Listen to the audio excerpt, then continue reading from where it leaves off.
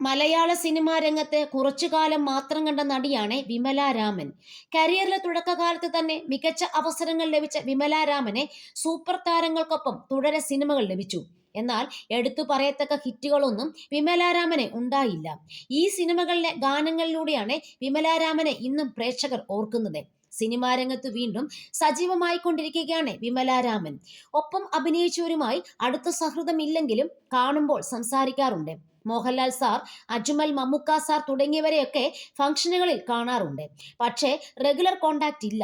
Cinema രംഗത്തെ പ്രിയാമണി തന്റെ അടുത്ത സുഹൃത്താണെന്നും വിമലാരാമൻ പറയുന്നു.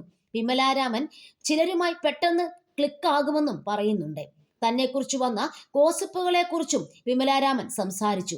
വിവാഹം കഴിഞ്ഞെന്ന് നേരത്തെ മുതൽ ഗോസിപ്പ് വരുമായിരുന്നു. രാമൻ എന്റെ ഭർത്താവിന്റെ പേരാണെന്ന് പറഞ്ഞു. എന്നാൽ അത് തന്റെ പിതാവിന്റെ പേരാണെന്ന് വിമലാരാമൻ ചൂണ്ടിക്കാട്ടി. സിനിമാ രംഗത്തെ തനിക്ക് സൽമാൻ ഖാൻ, സിദ്ധാർത്ഥ് മൽഹോത്ര തുടങ്ങിയ താരങ്ങളോടെ ക്രഷ് തോന്നിയിട്ടുണ്ടെന്നും വിമലാരാമൻ പറഞ്ഞു. താൻ വിവാഹിതയാണോ എന്ന ചോദ്യത്തിനും വിമലാരാമൻ മറുപടി നൽകി. അത് വ്യക്തിപരമായ കാര്യമാണ്, വൈകാതെ അറിയും, ഇപ്പോൾ പറയുന്നില്ലെന്നും വിമലാരാമൻ വ്യക്തമാക്കി. നടൻ വിനയ് റായുമായി വിമല പ്രണയത്തിലാണെന്ന് വിവരമുണ്ട്.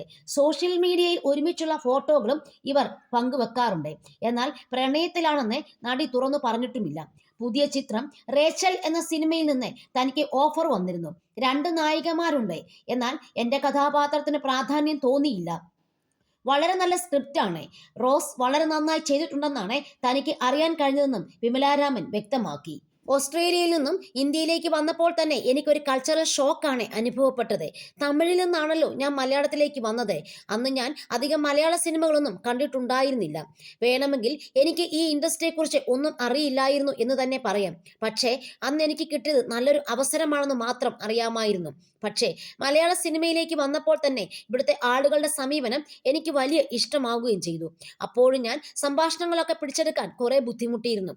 അതിനുശേഷം ഞാൻ ഇനി ഒരു മലയാള സിനിമ ചെയ്യില്ലെന്ന് ഉറപ്പിച്ചിരുന്നു. എന്നാൽ ഇവിടുത്തെ പ്രേക്ഷകർ എനിക്ക് തന്ന പിന്തുണ എന്നെ ഇവിടെ പിടിച്ചു നിർത്തി. സത്യം പറഞ്ഞാൽ ഞാൻ ഒരിക്കലും വിചാരിക്കാത്ത ഒരു പ്രതികരണമായിരുന്നു എനിക്കന്ന് മലയാളികൾ തന്നത്. തിയേറ്ററിൽ എന്റെ ഇൻട്രോ വന്നതും ആളുകൾ എന്നെ സ്വീകരിച്ചപ്പോൾ കണ്ടപ്പോൾ അന്ന് ഞാൻ തിയേറ്ററിൽ നിന്ന് കരയുകയും ചെയ്തെന്നും വിമലാരാമൻ പറയുകയാണ്.